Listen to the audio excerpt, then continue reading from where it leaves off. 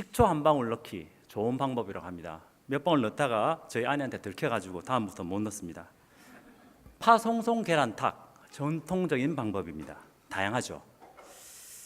그런데 여기에 한 가지 새로운 방법을 제시합니다. 첫 번째, 굶긴다. 두 번째, 라면을 끓여서 먹인다. 배가 부른 사람들한테는 아무리 맛있는 라면을 주더라도 더 이상 먹고 싶지가 않습니다.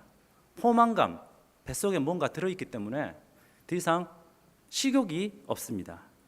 반면에 아주 평범하게 끓인 라면, 비록 그것이 신라면, 진라면, 어떤 라면이든지 심지어 불어 터졌더라도 몇 끼 굶은 사람한테는 최고의 라면이 됩니다. 종종 이런 얘기를 듣습니다. 20, 30년 전에 교회에 나와서 복음 듣고 예수님 믿게 된 사람들은 그들의 생활이 믿기 전과 비교해서 확실하게 변화되었다. 그런데 요즘은 복음을 들어도 사람이 잘 변하는 것 같지도 않고, 또 복음을 듣고 예수님을 믿는다고 시인도 하고 침례도 받고 했는데도 그 전에 믿지 않기 전의 삶과 비교했을 때 큰 변화가 없는 것 같다. 이런 얘기들을 종종 듣곤 합니다. 1970년대, 1980년대 아니면 길게 봐서 1990년대와 이제 2000년 이후, 지금은 2018년도죠. 뭐가 달라서 이런 우리는 고민을 할까 생각해 봅니다. 전하는 복음 메시지가 바뀐 것도 아닙니다. 훨씬 다양한 한글 번역 성경이 있습니다. 또 들고 다니는 스마트폰 안에도 성경을 깔 수 있기 때문에 정말 훨씬 풍부한 자료들을 우리는 더 좋은 유리한 조건 속에서 들을 수 있습니다. 그런데 왜 복음을 통해서 삶이 변하는 경우가 과거에 비해서 줄어든 것 같을까요? 객관적으로 통계 자료로 확인할 수는 없지만 이구동성으로 그런 얘기를 하지 않습니까? 복합적인 원인이 있을 것입니다. 크게 세 가지. 전하는 내용, 듣는 사람, 그리고 마지막 이미 믿고 있는 사람들의 삶의 모습. 전하는 내용이 뭔가 문제가 있어서, 아니면 듣는 사람의 상태가 뭔가 바뀌어서 보통 이 두 가지를 얘기합니다. 그리고 잘 눈에 띄진 않지만 이미 믿고 있는 사람들의 삶을 보니까 별반 다르지 않는 거예요. 우리는 보고 배우거든요. 보고 배웁니다. 아무리 입으로 확신 있게 얘기하더라도 그의 삶이 주일날 교회 안에서는 확신이 있고 하나님 앞에서의 뭔가 영광을 위해서 사는 듯한데, 예배당 문을 박차고 자기의 삶의 현장에 갔을 때는, 그리고 그것을 옆에서 관찰하는 자녀들 아니면 친구들, 더 이상 큰 변화를 발견하지 못할 때 이 세 가지, 전하는 내용의 문제, 그리고 듣는 사람의 태도의 문제, 그리고 이미 믿은 사람들의 삶의 모습의 부분, 복합적인 부분입니다. 오늘은 특별히 이 세 가지 중에서 그 복음을 듣는 사람들의 상태, 이 상태가 달라졌다는 부분을 말씀드리려고 합니다. 배부른 사람이 더 이상 음식을 먹고 싶지 않듯이 오늘날 상황은 사람들이 더 이상 하나님을 갈망하지 않는 사회입니다. 하나님 말고 다른 것으로 이미 배불러 있습니다. 그래서 더 이상 하나님을 찾고 싶지가 않습니다. 보통 우리 선교사들이 소득 수준 2만 불 이상이 되면 선교하기 힘들다 이런 얘기를 합니다. 우리나라 이제 2만 불에 3만 불 넘어가고 있죠. 그렇다면 이제 이런 상황에서 복음을 통해서 우리의 인생 변화되려면 어떻게 해야 되는가? 이 고민은 단순히 어떤 목회하는 사역자들이나 일부 사람들의 고민이기도 하지만 예수님을 믿고 이 삶의 현장에서 살아가는 예수 믿는 신자들의 고민이기도 하고 정말 다양한 고민이기도 합니다. 이미 나는 성경을 어느 정도 알고 있다고 생각하는데, 나는 이미 복음을 들었는데 여전히 예수님을 믿지 못하는 경우라면 나는 어떻게 해야 되는가? 또 다른 말로 예수님을 이제 믿는다고 고백하고 이제 이 신앙의 삶, 예수 믿는 삶을 살아가고 있고 교회 생활도 충실히 하고 있는데 나는 내 삶을 알잖아요. 내 삶에서의 어떤 변화들 이런 것들이 발견되지 않는다면 나는 어디서 해답을 찾을 것인가? 그 슬럼프에 빠진 골프 선수한테 국민대학 골프과학산업대학원 교수는 이렇게 조언합니다. 슬럼프의 탈출은 언제나 기본기부터 출발한다. 일단 슬럼프라고 생각되면 먼저 골프채를 쥐는 그립, 공의 위치, 자세, 그리고 스윙 템포, 몸과 팔의 연결 등 기본기적인 사항부터 점검해 보라고 조언합니다. 이것은 골프에만 국한되지 않습니다. 기독교 신앙의 가장 핵심이라고 얘기하는 복음, 이 복음 진리를 가장 잘 담고 있는 성경책인 로마서에서 오늘은 그 기본기를 발견할 수 있습니다. 과거 우리 기독 신앙의 수많은 인물들 그리고 그 역사를 볼 때에 이 로마서는 상당히 중요한 위치를 차지하고 있습니다. 어거스틴 얘기 말씀 들어봤습니까? 어거스틴 4세기 인물입니다. 기독 신앙은 물론 서양 철학 역사에 큰 영향을 미친 인물입니다.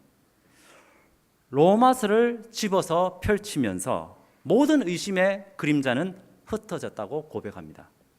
마틴 루터 15세기 독일 사람입니다. 유럽 전역에 하나님의 말씀, 이 복음이 회복되고 종교개혁으로 이어지는 출발점이 된 사람입니다. 독일의 카톨릭 수도승이었던 이 사람은 하나님 보시기에 의로운 삶을 살아야 구원받을 수 있다고 배웠습니다. 그래서 이 루터는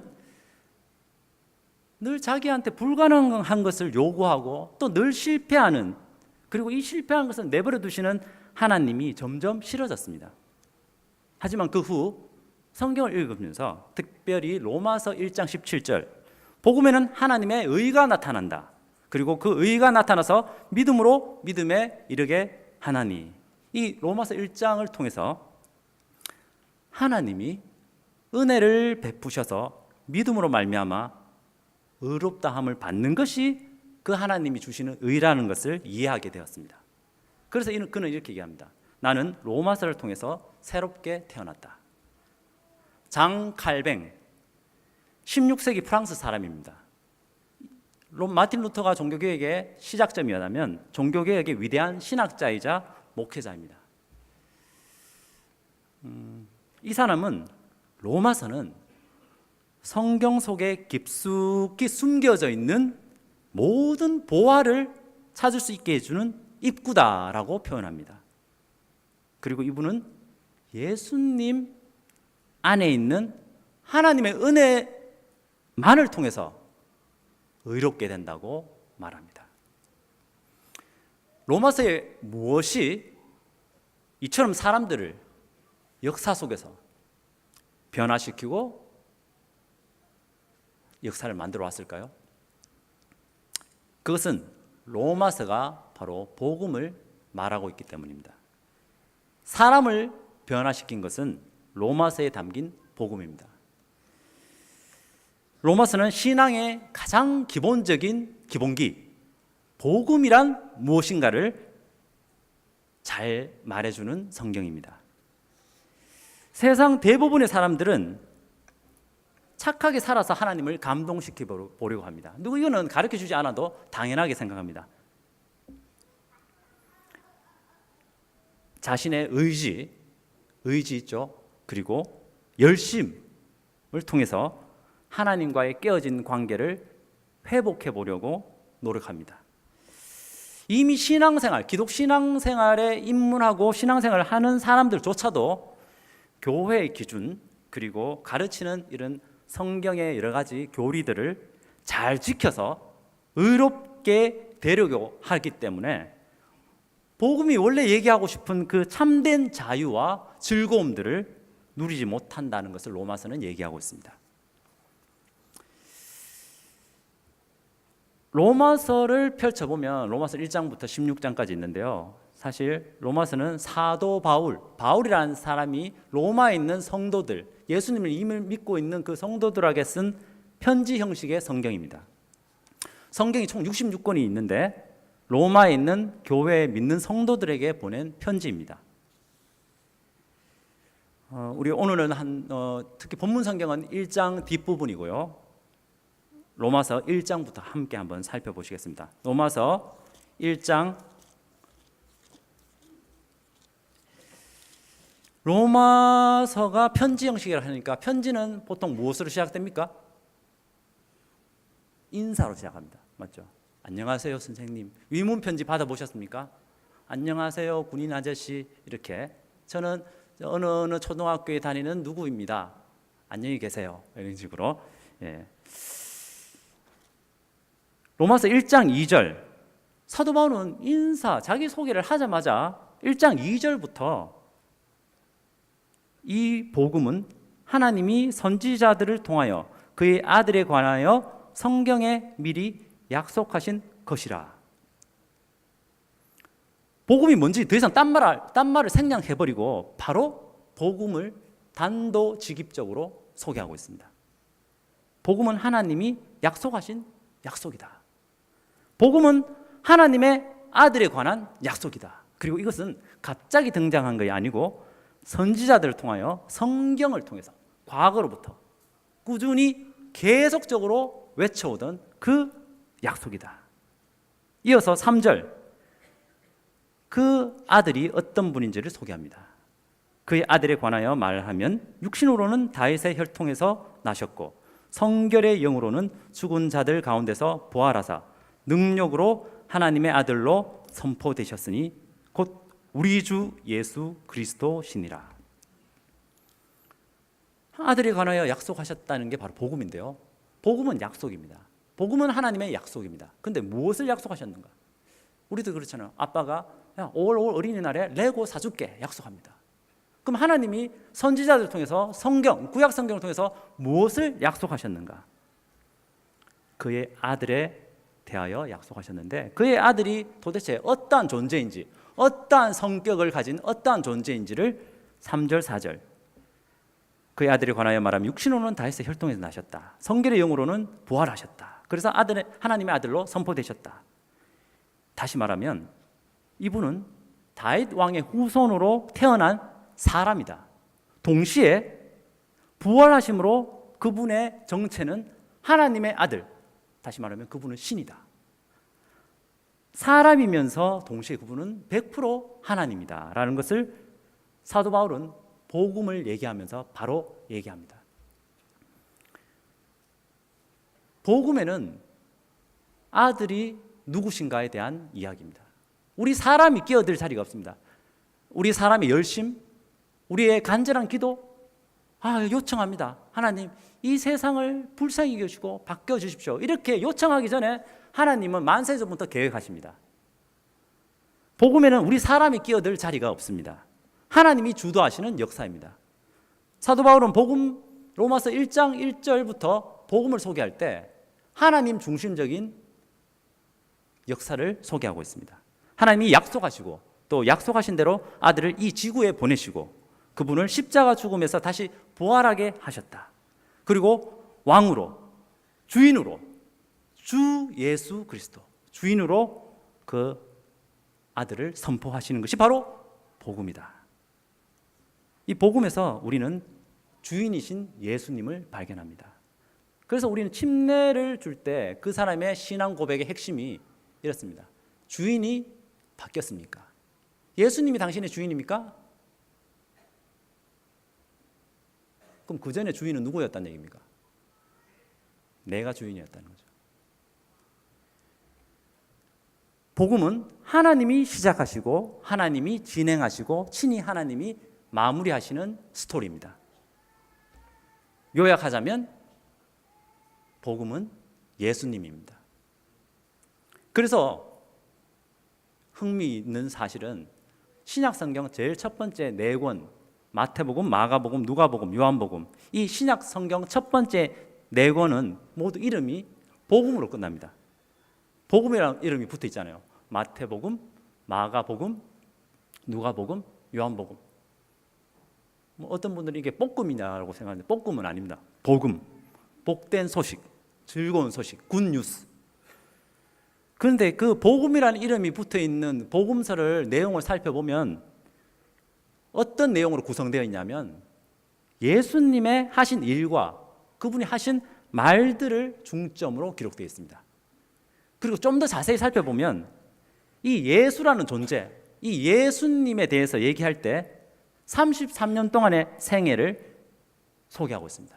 그리고 이 33년의 생애 중에서도 시간을 골고루 뭐 1세 때, 2세 때, 3세 때, 청소년기 또 뭐 청년기 이렇게 얘기하는 게 아니고 마지막 그분이 죽으시기 3년에 집중되어 기록되어 있습니다.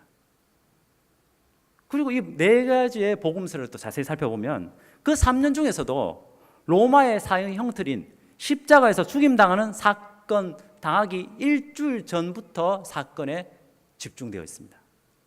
뭔가 의도적이죠. 복음은 예수님인데, 복음은 하나님께서 자신의 아들에 대해서 약속하신 그 약속인데, 그 예수님이 복음인데, 그 복음을 설명하는 마태복음, 마가복음, 누가복음, 요한복음은 이 예수님의 죽으신 사건에 주목하고 있는 것입니다. 사도 바울은 사실 이 로마에 있는 성도들한테 복음을 얘기할 때, 바로 이 예수님을 얘기할 때 마태복음, 마가복음, 누가복음, 요한복음에서 얘기하는 이 예수님의 십자가 사건을, 그리고 이 십자가 사건에 담긴 의미, 그리고 부활에 담긴 의미를 무엇인지 로마서를 통해서 설명하고 있는 것입니다. 그래서 우리는 보통 로마서를 보면 오늘 아까 이제 암송했었는데요. 로마서 3장 24절 그리고 25절.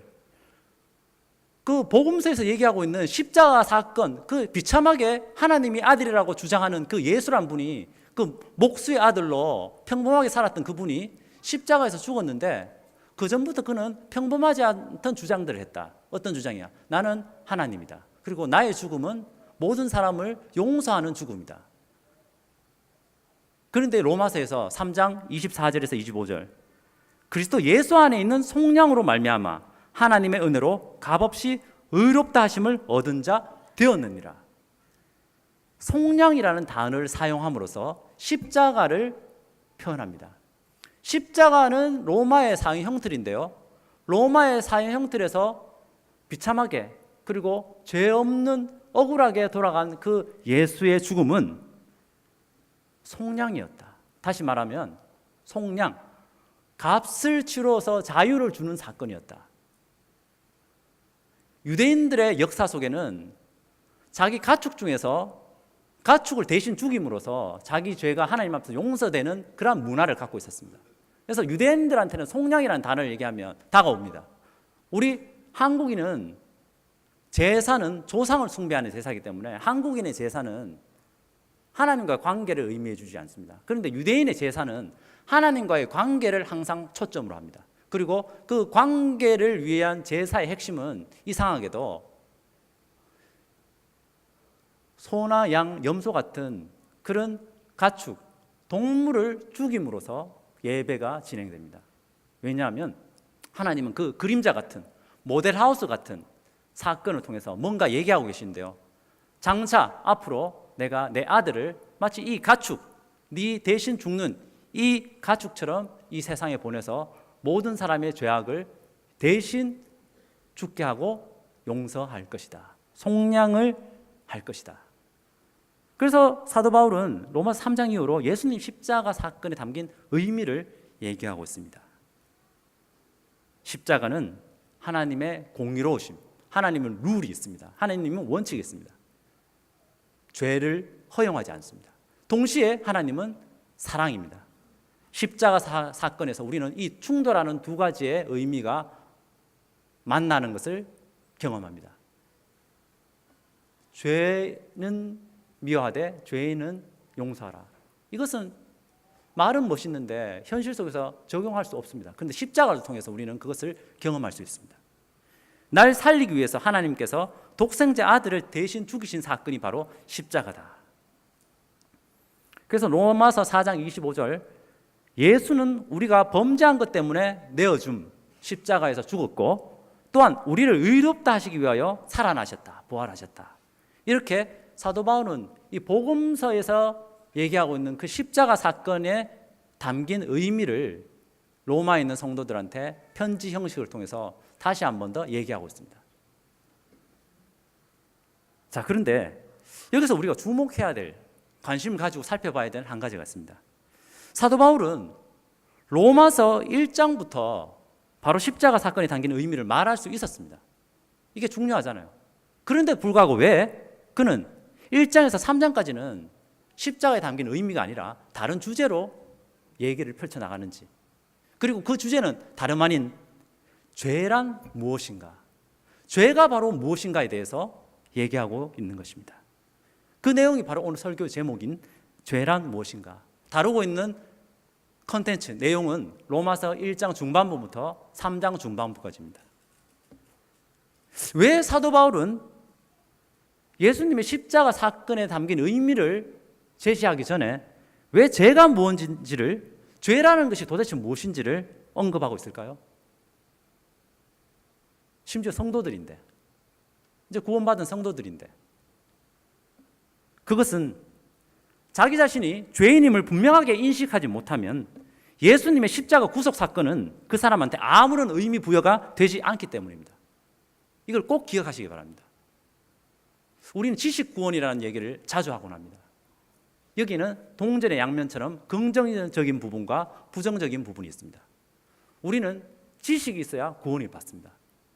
무엇을 이성적으로 하나님의 형상대로 지음받은 우리는 무엇을 알아야지 그것이 우리의 삶 속에 들어옵니다. 그래서 구원은 반드시 지식적이어야 됩니다. 그런데도 지식 구원이라 하면 지식은 있는데 더 이상 그 사람의 인격, 삶은 변화시키지 못한다는 의미에서 부정적인 의미입니다. 사도 바울은 예수님의 십자가 구속 사건을 얘기하기 전에 죄가 무엇인지, 도대체 죄가 무엇인지를 얘기하고 있습니다. 왜 그럴까요? 왜 그럴까요? 마치 이것과 같습니다. 두 명의 말기 간암 환자가 있다고 가정해 보겠습니다. 안타깝지만 한 명은 이미 의사를 통해서 암으로 확진받아서 암센터에 입원 중인 사람입니다. 그리고 또 한 명은 안타깝게도 아직 그 자신이 간암에 걸렸다, 심지어 간암 말기라는 것을 모르고 있습니다. 간암의 경우 아무런 증상 없이 스물스물 다가온다고 합니다. 간 기능의 70%에서 80%가 망가지기 전까지는 별다른 증상을 보여주지 않는 그 간의 특성 때문이기도 하다고 합니다. 그래서 침묵의 살인자라고 하는데요. 아무튼 이 두 명의 사람이 있습니다. 둘 다 공통점이 있습니다. 간암을 걸렸다는 것, 그것도 말기 간암이라는 것. 그런데 다른 점이 있습니다. 한 사람은 자기가 간암이 걸려서 이제 죽는다는 걸 아는 거고, 한 사람은 간암에 걸려도 활기차게 움직입니다. 술도 좋아하고 여전히 친구들 만나가지고 술 한잔 걸치고 운동도 합니다. 밤새도록 운동해도 나는 밤새도록 해도 아침에 사우나 하고 나면 아침 벌쩍하다. 뭐 생활하는데도 약간 얼굴이 좀 까무잡잡해요. 그렇지. 그런데 어느 날 TV 뉴스를 통해서 간암을 치료하는 완치율 90% 이상의 획기적인 치료제가 개발되어 임상 실험까지 마치고 바로 지난달부터 판매되기 시작했다는 뉴스를 이 두 사람이 각기 다른 장소에서 그 뉴스를 보았습니다. 자, 그 다음 반응은 어떻게 될까요? 상식적으로 우리는 얘기 안 해도 뻔합니다.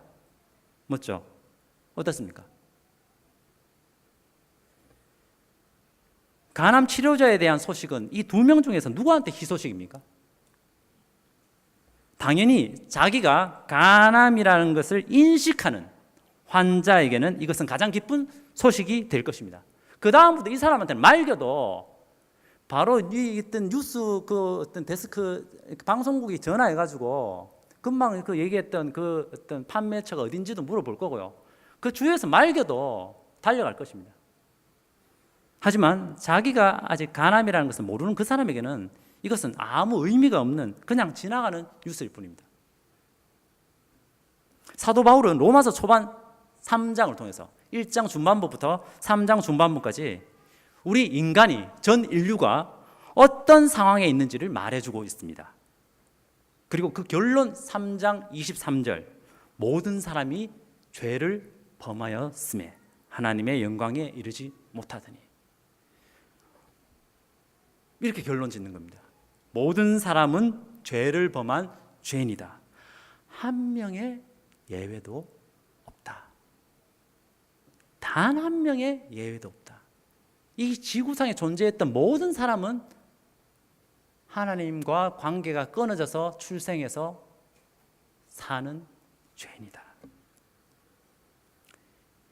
3장 부분은 사도 바울이 구약 성경을 다양하게 인용하면서 이 죄인이 이 인류의 공통적인 문제임을 얘기해 주고 있습니다. 3장 4절 한번 볼까요? 3장 4절, 로마서 3장 4절. 그럴 수 없느니라 사람은 다 거짓되되. 사람은 몇 명은 거짓되다가 아니고 사람은 다 all 거짓되다고 선포하고 있습니다. 3장 9절. 그러면 어떠하냐? 우리는 나으냐? 결코 아니라 유대인이나 헬라인이나 다 죄 아래 있다고 우리가 이미 선언하였느니라. 우리가 유대인이고 선택받은 민족이라고 우리는 뭐 예외고 우리는 괜찮은 거 아니다. 유대인이든지 그리스, 헬라인은 그리스인입니다. 그리스인인지 다 all 모두 다 죄 아래 있다. 죄의 영향력 안에 있는 어쩔 수 없는 죄인이다. 3장 10절부터는 이 구약 시편을 인용합니다. 의인은 없나니 하나도 없으며, 의인은 없나니 하나도 없으며, 깨닫는 자도 없고 하나님을 찾는 자도 없고 다 치우쳐 함께 무익하게 되고 선을 행하는 자는 없나니 하나도 없도다. 자, 공통적으로 쓰여진 표현 방법이 있습니다. 뭡니까?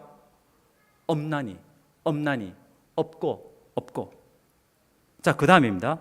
그들의 목구멍은 열린 무덤이요 그 혀로는 속임을 일삼으며 입술에는 독사의 독이 있고 그 입에는 저주 악독이 가득하고 그 발은 피 흘리는데 빠른지라 파멸과 고생이 그 길에 있어 평강의 길을 알지 못하였고 결론, 그들의 눈앞에 하나님을 두려워함이 없느니라.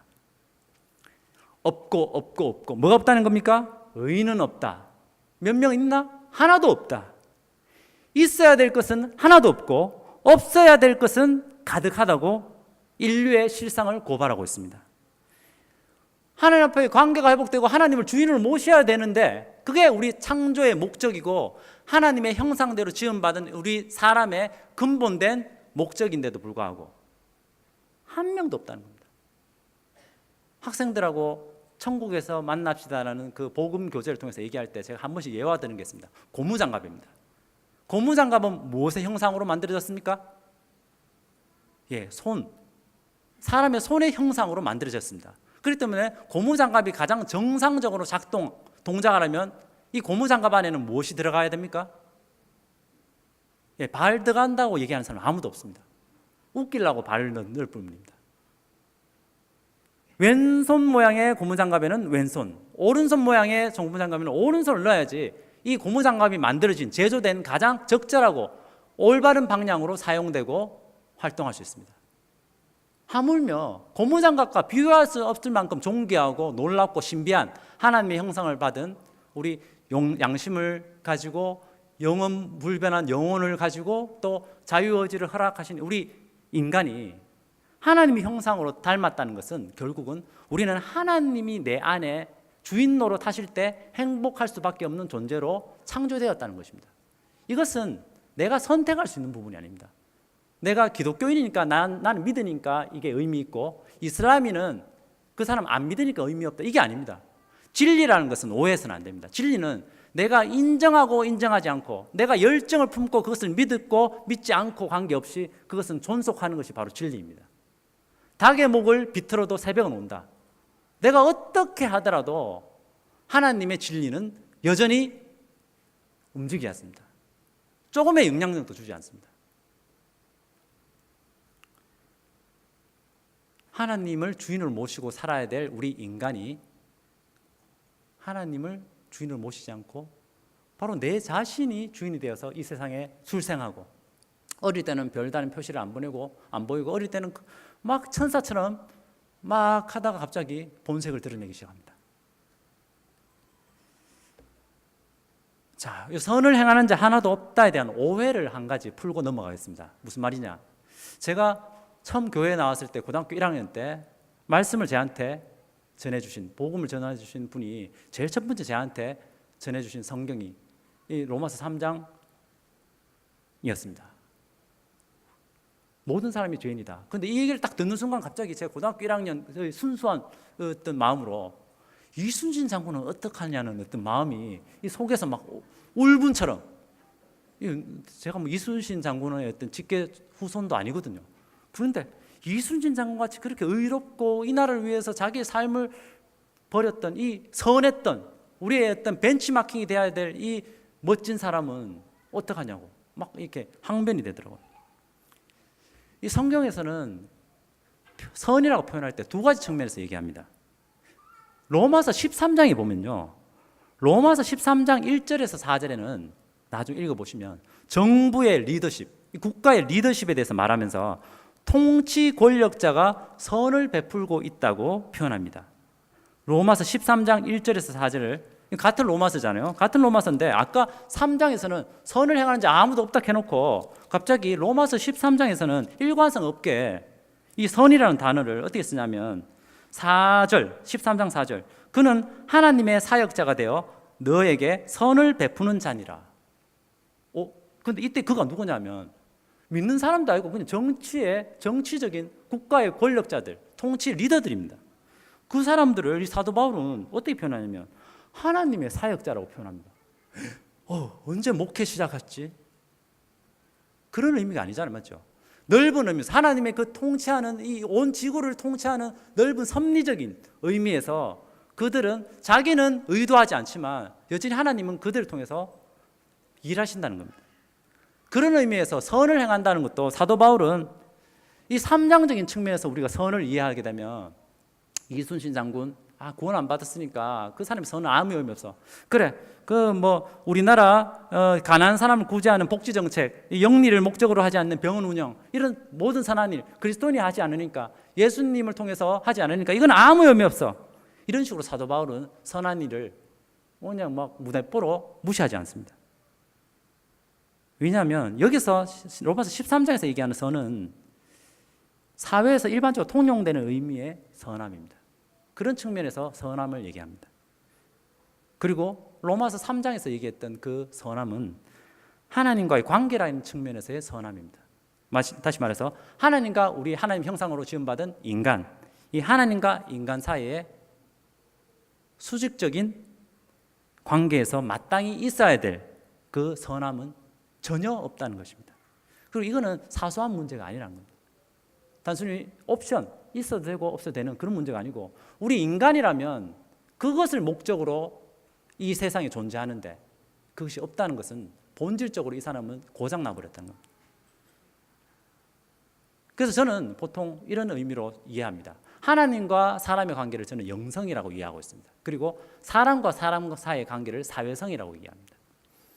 로마서의 전체적인 흐름은 영성, 다시 말해서 하나님과의 관계가 회복되면 사회성도 회복된다. 수직적인 관계가 회복되면 수평적인 관계도 회복된다. 그리고 이 수평적인 관계는 사람과 사람 간의 관계뿐만 아니라 자기 자신도 분열되어 있거든요. 하나님과의 관계가 깨어지면 자기 자신도 양심으로 늘 괴롭고 뭔가 자기 자신인데도 뭔가 평안이 없습니다. 그런데 하나님과의 관계가 회복되면 자기 자신과의 회복이 되고 사람과 사람과의 회복이 되고 또 피조물, 자연계와 내가 관계가 회복되기 시작합니다. 물론 즉각적으로 경험되지는 않습니다. 하지만 하나님은 이런 식으로 일을 체화해 나가시는 것입니다. 로마서를 통해서 영성이 회복되면 사회성도 따라오게 된다고 말합니다. 그래서 크게 보면 로마서는 16장 중에서 1장에서 11장까지는 이 하나님과의 관계가 어떻게 회복되는가에 대한 포인트로 얘기하고 있고, 12장부터는 그러므로 형제들아 하나님의 모든 자비하심으로 너희를 권하노니 너희 몸을 하나님이 기뻐하시는 거룩한 산제사로 드리라. 그러면서 그 뒤에 뭐냐면 부부관계, 직장일, 그리고 뭐 이런 부분, 사회성에 대해서 얘기하고 있습니다. 그런데 억지로 시키지는 않습니다. 왜냐하면 하나님과의 관계가 회복된 사람은 특별히 얘기 안 해도 그 부분에 대해서 인식을 하거든요.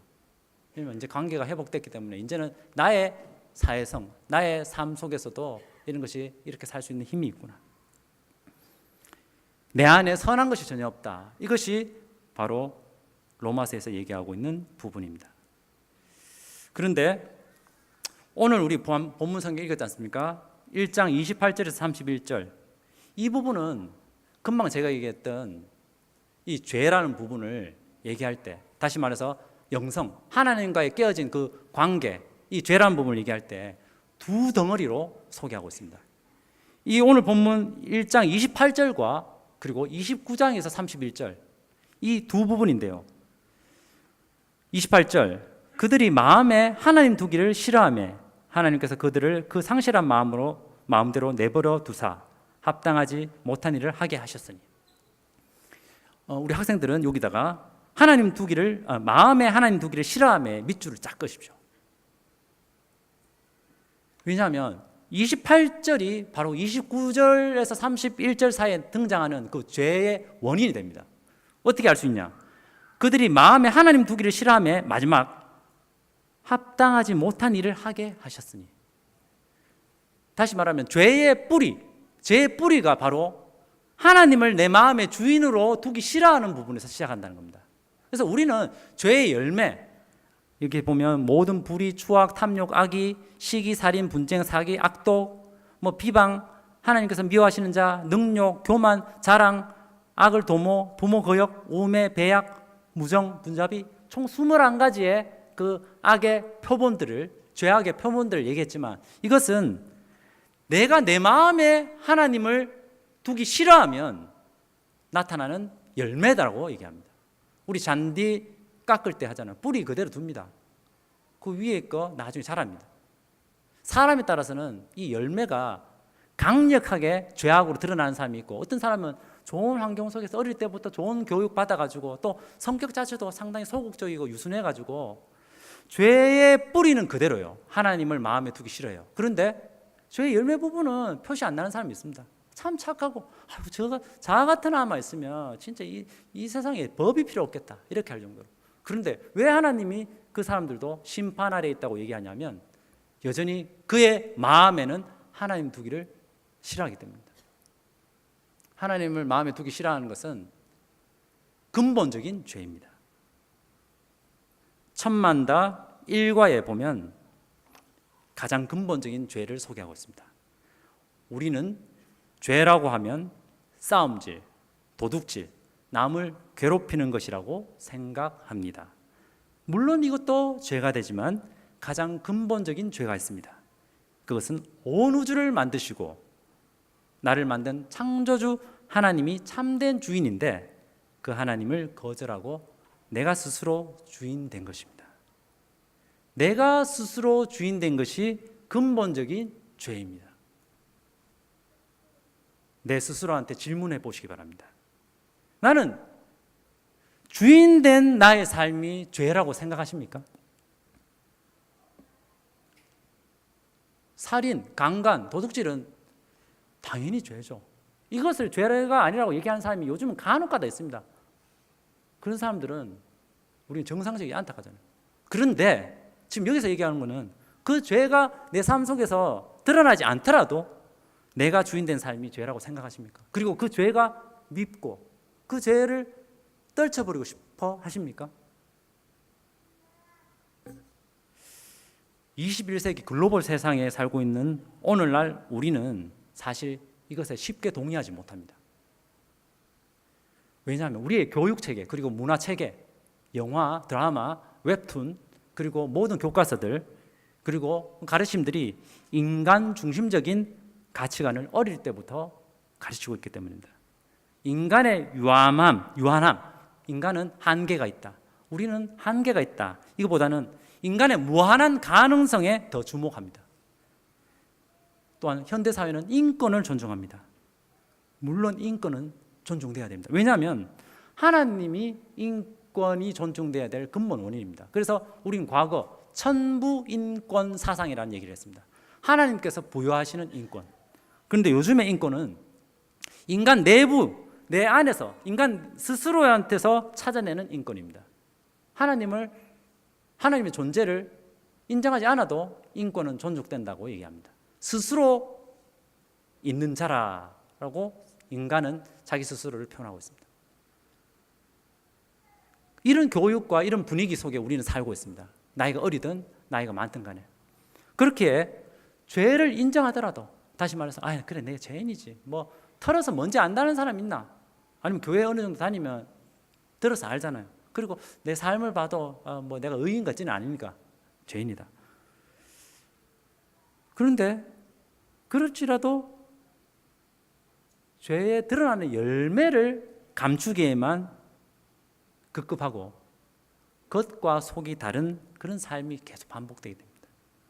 하나님을 인정하더라도 그냥 내게 도움되는 그 범위 내에서만, 내가 이용할 수 있는 범위 내에서만 하나님을 인정합니다. 온 우주가 나를 중심으로 돌아가기를 원하는 것이 나의 솔직한 마음입니다. 그리고 이것은 메시지를 전파하는 여러분들을 향한 메시지라기보다는 저를 포함한 메시지입니다. 하나님, 제가 바로 이런 사람입니다. 그래서 저는 고백합니다. 제가 구원받은 지 상당히 오래됐는데요, 사역하면서도 제가 하는 사역은 상당히 중요합니다. 예를 들면 오늘도 그렇습니다. 오늘 제가 말씀 전하기 때문에 오늘 말씀 시간은 집중이 더 돼야 됩니다. 여 아들 떠들면 막 민감해집니다. 그런데 제가 설교를 안 전하면 떠들어 괜찮습니다. 아들 뭐 떠들 수도 있지. 내 중심적입니다. 예수님 믿고 정말 이제 내 중심적인 삶을 떨쳐버리고 나가는데도 불구하고 내 인생 속에서는 이것을 발견합니다. 오호라, 나는 공고한 사람이로다. 이 사망의 몸에서 누가 나를 건져내랴. 사도 바울은 로마서를 통해서 우리 인간 속에는 어떠한 희망도 없음을 얘기하고 있습니다. 그렇기 때문에 내가 내 아들을 세상의 대속제물로 보낸다는 것입니다. 너를 살려야 할 이유는 네 속에는 전혀 없지만 너를 불쌍히 여겨서 십자가를 통해서 내 아들을 대신 죽였다고 하나님은 말씀하시는 겁니다. 그러니까 네 속에서 뭔가 선한 것을 찾지 말고 단번에 완성된 그 십자가 대속 사역을 의지하라고 오늘도 우리를 초청하시는 것입니다. 너의 가능성이 아니라 나의 십자가를 의지하라고 초청하십니다. 로마서는 나의 착한 마음이나 지속적인 결심, 행동이 아니라 예수님의 십자가 은혜로만 구원받을 수 있음을 선포하고, 또한 이미 그렇게 구원받은 사람도 그의 삶 역시 하나님의 은혜로 매일매일 이 삶을 현실화시킬 수 있음을 선포하고 있습니다. 그렇기 때문에 우리의 구원은 단순히 죽어서 지옥 안 가고 천국 가는 그런 범위 내에서만 해석될 수 있는 것이 아니라 내 중심적인 삶에서 하나님 중심적인 삶으로 구원받은 것입니다. 이것이 동의가 되고 우리 교회의 인재상, 우리 교회에서 복음 듣고 변화받은 사람들의 나중에 어릴 때 이렇게 구원받은 사람이 나중에 30살, 40, 40살, 50살 되면 이 사람은 이제 그 전에 10대 때는 참 개인 중심적이고 자기 중심적이었다면 이 하나님의 성령의 도우심으로 변화되어서 이 하나님 중심적인 사람으로 점점점 변화되는 그러한 인재상이 우리 마음에 새겨져야 될 것입니다. 정리하겠습니다. 사도 바울은 바로 그것을 고백했습니다. 사도 바울은 자기의 사역 말기, 가장 마지막 죽음을 앞두고 디모데전서 1장 15절에서 이렇게 고백합니다. 미쁘다 모든 사람이 받을 만한 이 말이여, 그리스도 예수께서 죄인을 구원하시려고 세상에 임하셨다 하였도다. 그리고 이렇게 고백합니다. 죄인 중에 내가 괴수니라. 그렇게 사역하고 자기 삶을 헌신했던 사람이 자기가 죄인인데 그냥 죄인이 아니고 최고 우두머리 죄인이라고 얘기합니다. 행동으로 뭐 이 사람이 살인하고 강간하고 이렇지는 않잖아요. 어떤 의미입니까? 예수님의 십자가 보혈로 은혜로 구원받았는데 여전히 자기 삶 속에서 자기 중심적인 모습을 발견하는 것입니다. 우리는 성경에서 이것을 육신이라는 표현으로 만나게 됩니다. 이 육신과 성령이 싸우는 것입니다. 하지만 소망이 있습니다. 예수님이 다시 오시는 날 우리는 이 싸움이 거치게 될 것입니다. 예수님이 다시 오시면 우리가 그토록 소망하던 예수님이 나의 전부십니다라는 것을 이제 갈등 없이 고백하게 될 것입니다. 우리 성서행복한 교회 식구들, 아직 예수님을 잘 모르는 그런 우리 분들, 이 십자가의 은혜 위에서 하나님을 주인으로 모시며 사는 행복한 인생 되시기를 예수님의 이름으로 바랍니다.